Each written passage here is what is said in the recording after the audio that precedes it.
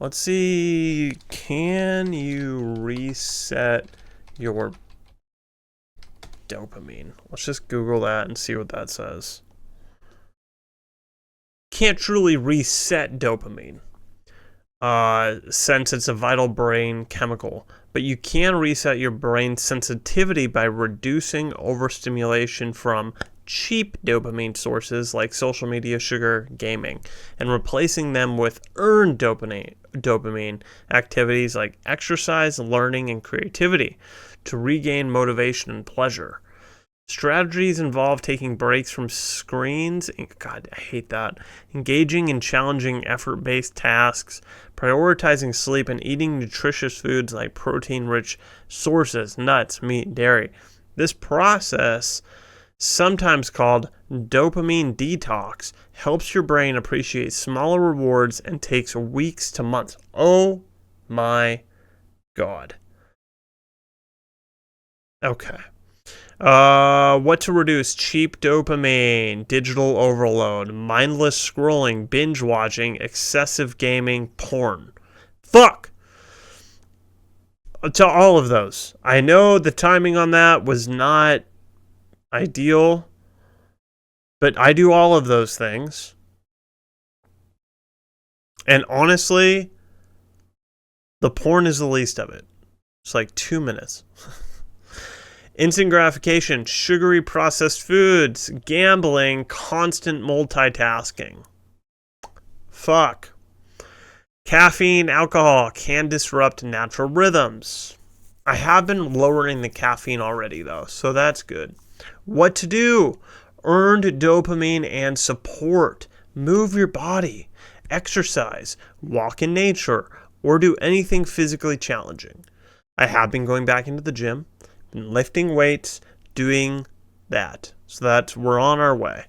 Engage your mind, learn a new skill, read, play an instrument, create art. I can do more of that. Reading I've been trying to get back into. I have to stop bringing my headphones downstairs when I'm enjoying coffee and just bring the book. I bring the book every day. And the last couple of weeks I have been reading more, but I need to get back into making it a daily thing. Embrace boredom. Allow dopamine for your brain to reset. Don't immediately reach for your phone. Yes. Wait. Embrace boredom. Allow downtime. Allow downtime for your brain to reset. Okay. Prioritize sleep. Crucial for neurotransmitter balance. Eat well. Include tyrosine? What is that? I mean, it's obviously meats, dairy, blah, blah, blah. Am I... Hold on. Oh, that's not...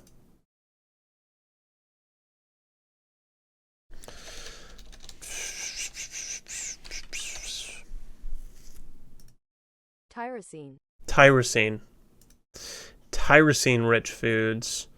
Chicken, turkey, beef, and pork. Yeah, okay, I'm already eating meat. I love meat. It's the best. Practice mindfulness. Meditation helps regulate. I meditate daily, bitch. What to expect? It's not instant. Expect to feel worse, agitated, irritable before you feel better, more focused, motivated. Time frame. A month is often cited as a key period for reward pathway adjustment, but it varies. Moderation is key. The goal isn't total pleasure elimination, but finding balance and reducing dependency on artificial highs. When to seek professional help. If you struggle with severe depression, anxiety, or substance use, consult a doctor or therapist, as underlying issues can affect dopamine and require medical treatment. Oh my God, do I need to call a fucking doctor? Should we watch this video? Should we see how we can change our life? So dopamine is this chemical in our brains that we've figured out how to hijack in the modern world.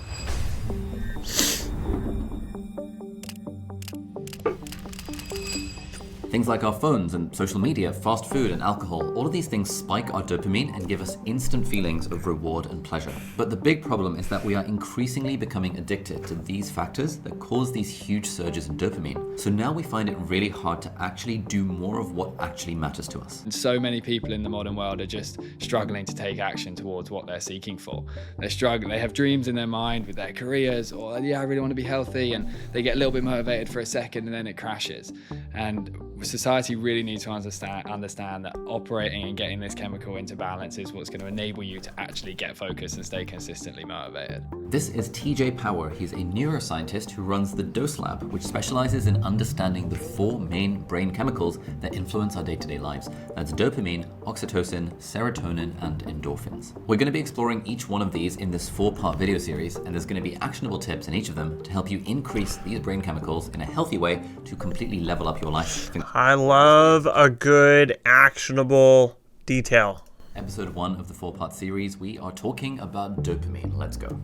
Part 1. Let's the go. law of dopamine. So dopamine has lots of different functions in our brain, but in our reward system, dopamine is the major currency that motivates us to do stuff. As we evolved as Homo sapiens, dopamine was the chemical that motivated That is one of the worst animations I've seen in a while. us to do things that kept us alive, which is very different to how we live today. Our brain spent 300,000 years developing them for an entirely different lifestyle. A lifestyle where you have to wake up, hunt for food, build shelter, connect with each other, fight one another. That's what they're designed for. And dopamine was this chemical that lived deep within us that enabled us to take action toward these challenging things that would keep us alive. In our modern world, we basically figured out how to hack that feeling that hunting or connecting with people or building shelter, and we'd hack it with things like porn and TikTok and cigarettes, alcohol, whatever it may be. And then it goes on to create very big challenges within our dopamine system, specifically with our dopamine baselines. So dopamine is made inside nerve cells called neurons in our brain. We start off with an amino acid called tyrosine, which then gets converted into L-dopa. L-dopa then becomes dopamine. And this dopamine is stored in these vesicles, which are at the end of our neurons. So the dopamine is ready to be released at synapses, which are basically the junctions in between the neurons in our brain and how they communicate with each other. But the really cool thing about this whole manufacturing process is that we make dopamine when we do hard things. And I feel like when we do hard things, okay, I feel like we need to make a cheat sheet on dopamine. Let's do that. Let's make a cheat sheet on dopamine. I mean, we got it kind of from, there we go, and there. We kind of got it, but first, eat meat. the harder the thing is, the more dopamine we make. Do difficult things. Effectively, the chemical evolved within us to be earned. So the whole way in which it operates is that if we do something that is effortful, dopamine will begin to generate in our brain. And dopamine actually operates in little bubbles. They're called vesicles. And any kind of activity that requires hard work will literally manufacture these vesicles in the brain. So if the first thing you do in the morning after waking up is go on your phone and scroll through Instagram or TikTok, then your stores of dopamine are going to get used up and you won't feel motivated to do anything with the rest of your day. It's like bursting all of these bubbles. Whereas if you start your day, for example, by doing something like exercise or making your bed or going outside, then you'll build up your reserves of dopamine instead of depleting them, and you'll have so much more motivation to work towards the stuff you actually want to achieve. Okay, so do not use phone in the morning. Instead, meditate, read, and work out. Oh man, if I could actually just do that, that would be a massive win. To just shut off the phones. I listen to rain sounds at night. Shut off the rain sounds and just leave the phone back. Leave the phone and just do all my shit. That would be the best. And this is basically the law of dopamine. The law of dopamine is to take action when you wake every day.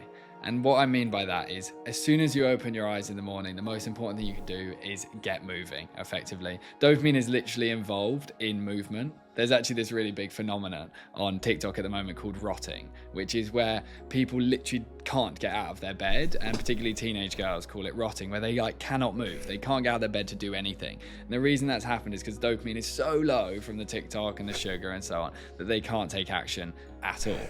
If you wake up in the morning and you just immediately get the system moving, even if it feels horrible, actually, the more horrible it is, the more dopamine you're going to generate, because it operates in terms of that pain-pleasure type balance. That's a good note. If you start adopting that kind That's a good note. That's a good note. More difficult equals more dopamine. We need that, chat. More difficult equals more dopamine. principle, take action when you wake every day. It just means dopamine is on a very good path from the moment you begin. Now, there are two really good questions you can ask yourself to find out if something is good for your dopamine or not. Number one, how quickly does the thing give you pleasure? So things that are naturally pleasurable are going to slowly increase your dopamine levels, and you won't have this massive crash afterwards. But if something gives you a massive hit of dopamine straight away, and that feeling of instant gratification, then it's unlikely to be a healthy way to increase your dopamine, because it'll just come crashing back down again and you won't feel great. If you suddenly get super high TikTok spike of dopamine, you then put the TikTok down and you're suddenly like, oh, I feel like shit. You're apathetic. You can't take action towards anything. And it's because your brain is just so confused by the unnatural. How quickly does something give you pleasure? Was that it? Spike that you Away, and that this massive crash afterwards.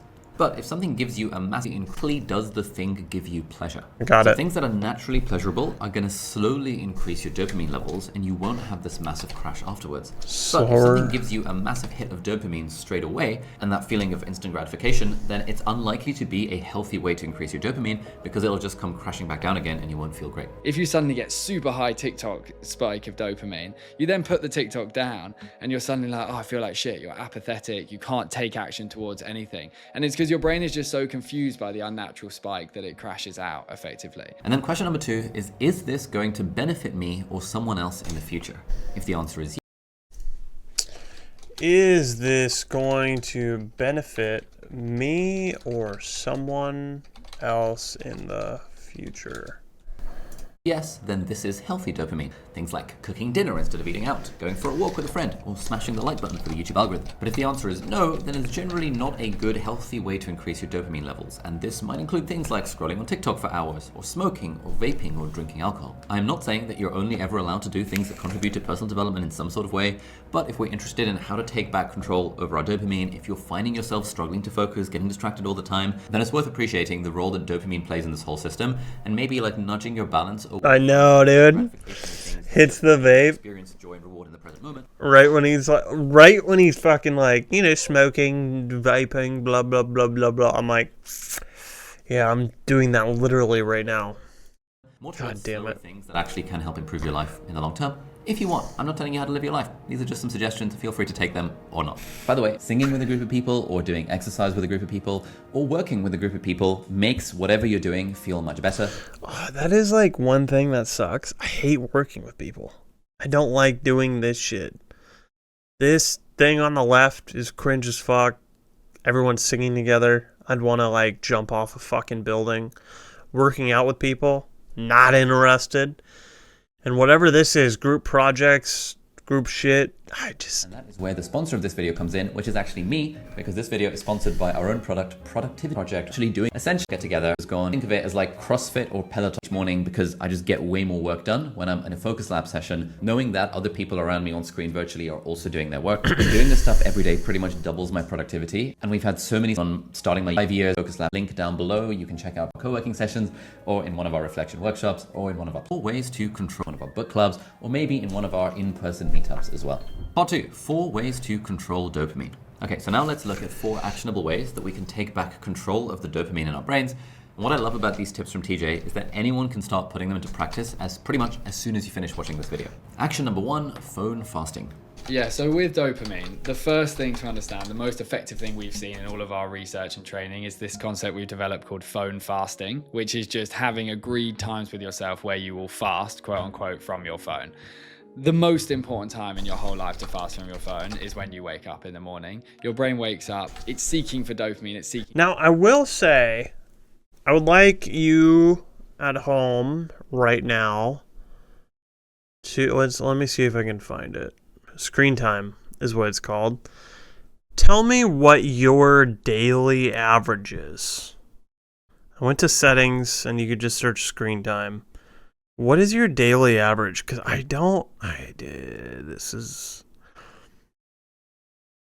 what is this? I mean, fuck, man. Outside of 1 hour and 48 minutes? Hold on. I gotta... What? Yeah... Okay, but you're using your computer a lot. See, okay. I'm going to tell you my number, but I will give you some insight as to how I use my phone, and I feel like this number is incredibly inflated.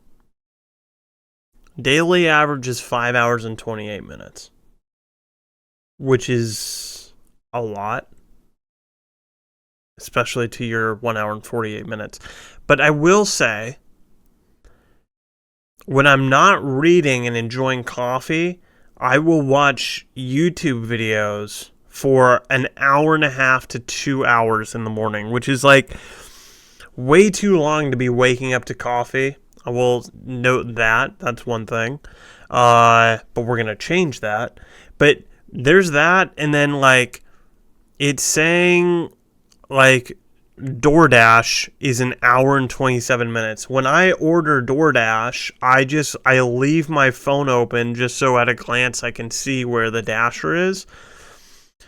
So there's that. Same with messages. Like when I'm texting someone, and it's at like this desk, I don't close my phone. I just leave it open. And it'll just be open. And if they don't reply, the phone's just open for like an hour. And it's like, I don't really think about it. It's not whatever. Yeah, you can. I mean, I do get my notifications. My phone's always on Do Not Disturb, but I notice the notifications pop in. Like, just the screen, like, just shows them dimly. But, yeah. What is your daily average pickup? That would be interesting to know. Oddly, my daily average pickup is 52, but 23 of those are from YouTube. I don't know why I think it's I'm like picking up, like I'm listening to something on YouTube. I pick up the phone and open it to see what's going on. I wish I could see all of my screen time. Okay, but anyway, that documents it. 5 hours and 30 minutes of screen time. I would like to get that down. I don't think I'm on my phone that much, though. But I am on the computer constantly. 130 daily average pickup. God damn. What a weird contrast, right? I have more than double the screen time you have, but like less than 50% of the daily average pickups. Keep my phone locked though, and in my pocket. Yeah. Okay. So phone fasting, reduce the use of the phone. That does make sense. If it goes straight into the phone, you're really setting yourself on a much more difficult journey. So if you, for example, unlock your phone as soon as you wake up, then probably the best thing to do is to put your phone on charge somewhere outside of your room and use something else as an alarm clock. And then... Fuck alarm clocks. Don't have alarm clocks. When you wake up. Number 1, go and brush your teeth. I hope you're doing that every day anyway, so you might as well do it first thing when you wake up. Number 2, splash your face with cold...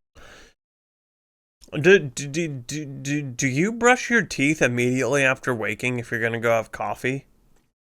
If you have coffee in the morning, do you brush your teeth immediately? I never have, but like, maybe I should? I don't know, though. It doesn't make any fucking sense to me. I don't know why you'd go to brush your teeth to immediately go downstairs and drink coffee.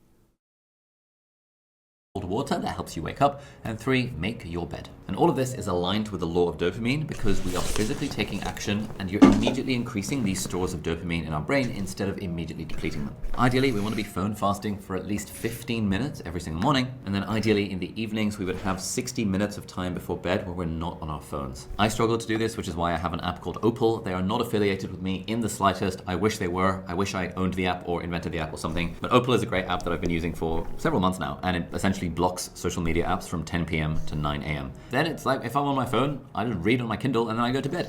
Easy. It's just massively improved my quality of life by not being physically able to access these offending apps at nighttime. Now, something else I find really interesting about dopamine is that we build up our stores of dopamine when we're bored. But we normally don't let ourselves experience boredom because we're always reaching for our phones or whatever device we happen to have on our present. Actually, in a state of boredom, your brain will be generating dopamine. It goes into this like restorative state where it's sitting there thinking, oh, I've got a break right now, so it's going to build some dopamine. If you constantly just crash your dopamine during your moments of boredom, it's not great for the brain chemical.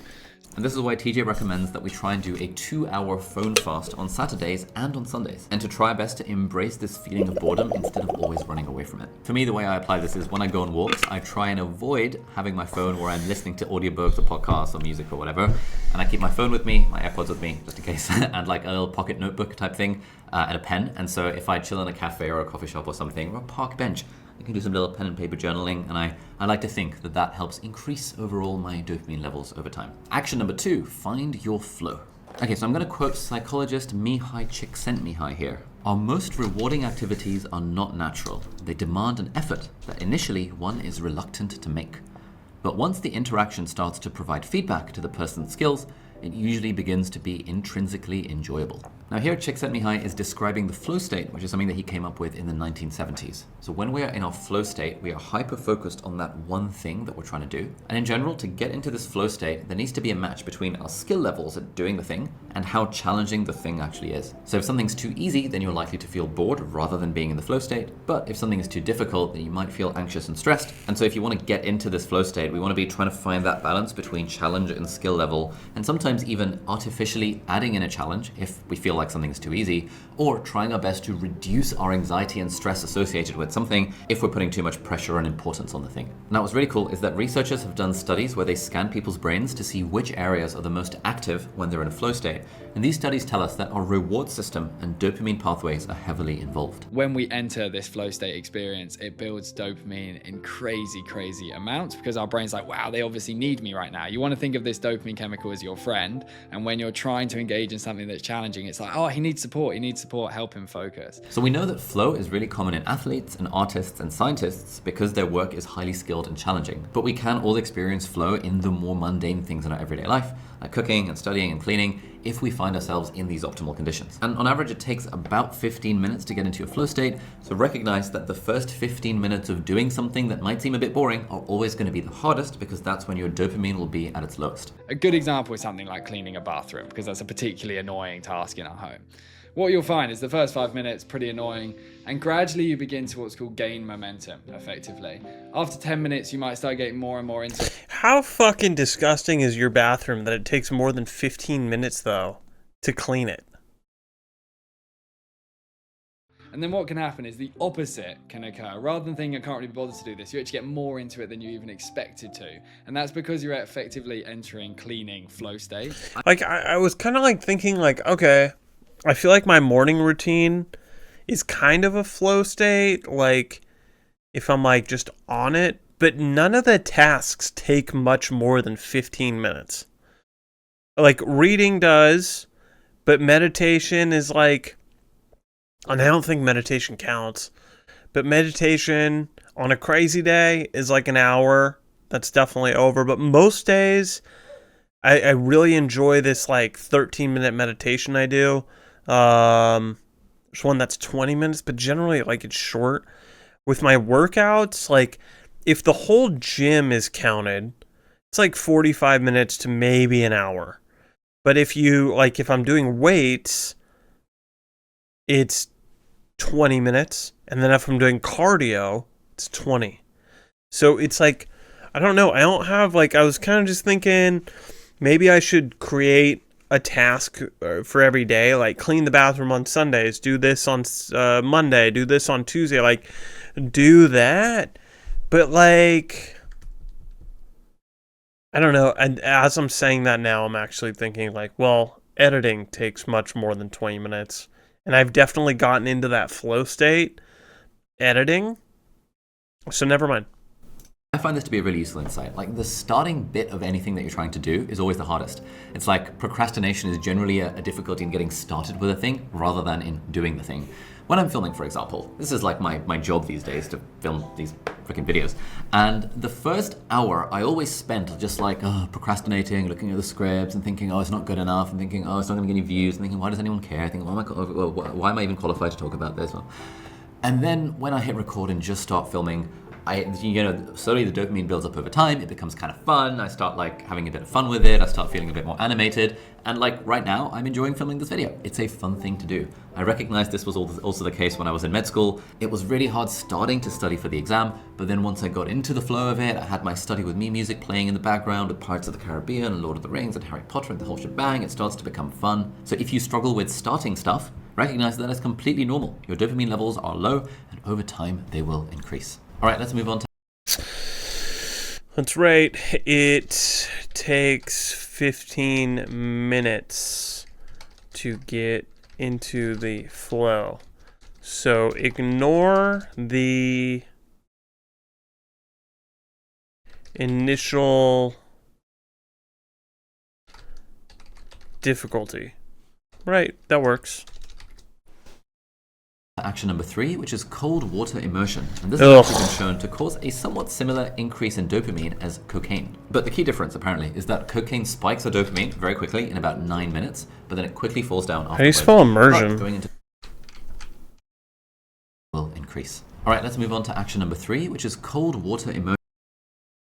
Spelt it like a genius. This has actually been shown to cause a somewhat similar increase in dopamine as cocaine. But the key difference, apparently, is that cocaine spikes our dopamine very quickly in about 9 minutes, but then it quickly falls down afterwards. But going into cold water increases our dopamine more gradually over a 2-hour period. Ah. A psychologist back in 1998 called Sramek discovered for the first time that cold water immersion can raise our dopamine levels by 250%, 2.5 times. And when you get into this cold water immersion conversation, it's really important to understand this concept called the pain-pleasure balance. This pain-pleasure balance comes from a really interesting theory published in 1980 by a behavioral psychologist, Richard Solomon, called the opponent process theory of acquired motivation. This basically says that pleasure and pain are opposite emotional states, and we need to keep them balanced on either side of a seesaw. So when you eat your favorite food, for example, and it makes you feel great, the seesaw tips towards the pleasure side. But then afterwards, an opposite emotional reaction kicks in, like guilt, if you're like me and you ate a whole mango sticky rice with ice cream yesterday, and that guilt tips the seesaw back into more of a neutral position, in theory. Now, Dr. Anna Lemke is a psychiatrist at Stanford University School of Medicine, and she talks about this in her book called Dopamine Nation, Finding Balance in the Age of Indulgence. She writes, I tend to imagine this self-regulating system as little gremlins hopping on the pain side of the balance to counteract the weight on the pleasure side. The gremlins represent the work of homeostasis, the tendency of any living system to maintain a physiologic equilibrium.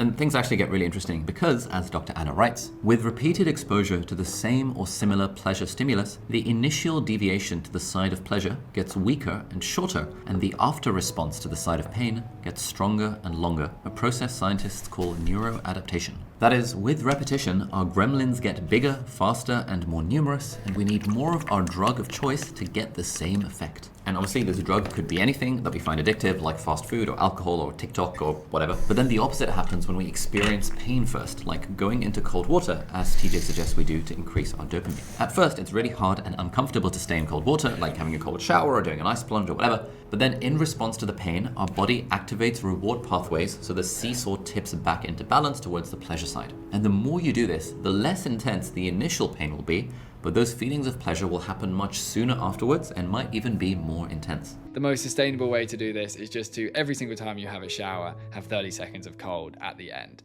And that will provide a good I'll do that. increase in this dopamine chemical to create a rise in motivation and your capacity to focus. And then the final action, action number 4, is what TJ calls my pursuit. And this comes back to the importance of a human always having a very clear mountain that they're climbing in their life. And this was huge for me. I actually was someone that struggled a lot with all of the different addictive behaviors our modern world has to offer. And I had to go through the clarification of what am I going to chase instead of all that quick dopamine. And this is where the whole idea of my pursuit came from, that if you are someone that is addicted to all these different things, really the only way to get off of them is to have something else that you're chasing that you're willing to sacrifice for. If you are doing stuff without a clear mission or purpose or goal in mind, eventually your brain is just going to sabotage itself, because the brain is very good at recognizing when we are doing something that feels fundamentally pointless. Kind of weird, but not weird. I was watching a short about Philip Seymour Hoffman, and how when he kicked heroin, he made his goal to just be a great actor and put everything he could into that, and said that was worth kicking heroin.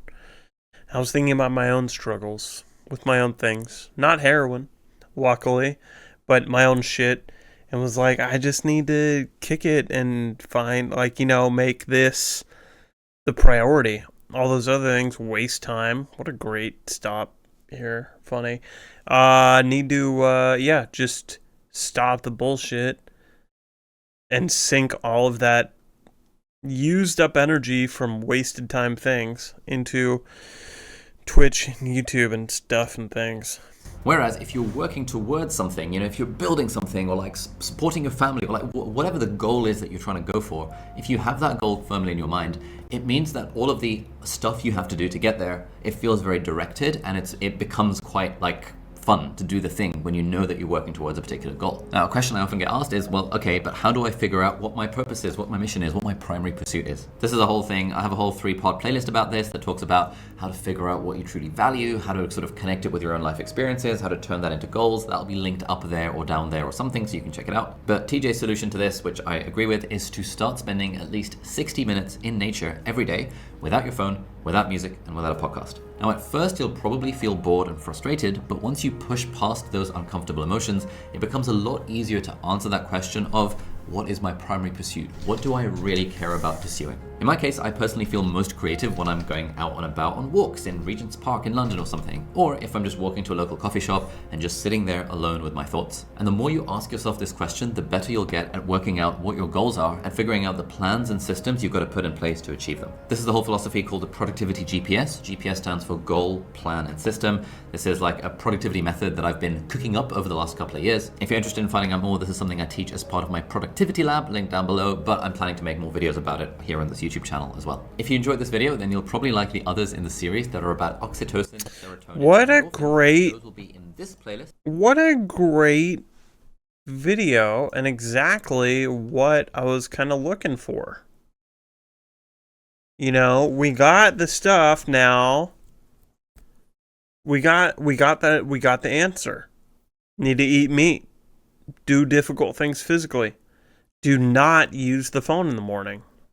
And instead just get right into basically our flow. I wonder, can flow be just a whole set of things? Can it be the meditate, read, and work out flow? Can that be the morning routine? Can that just be the flow? I feel like it could. And then cold water immersion. I like that. If it helps with dopamine, I'll definitely do it. I think the other reasons people were doing cold showers is not disproven, but it's just not, cold showers are not the end all be all. Same with cold plunges and things, but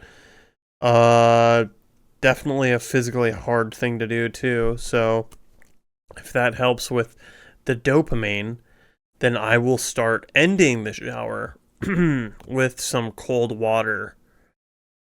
Yeah, that might be the move, dude. And then, is this going to benefit me or someone else in the future? That's a good one. Oh, the dopamine. Definitely need to reset this system. Be in nature for an hour a day. That will be not fun. That's probably the least fun. Although I think that was to find a goal and work towards it. Although, probably just good for dopamine. And it was be in nature for a day without I want to say your phone, but without audio, like podcast or music. I think that's a better way to put it. Like, just obviously be in nature for days. Don't be on your phone. But the other part of it is, don't be listening to your phone. Don't be listening to the music that just is going to narrate your shit. There we go. Good shit.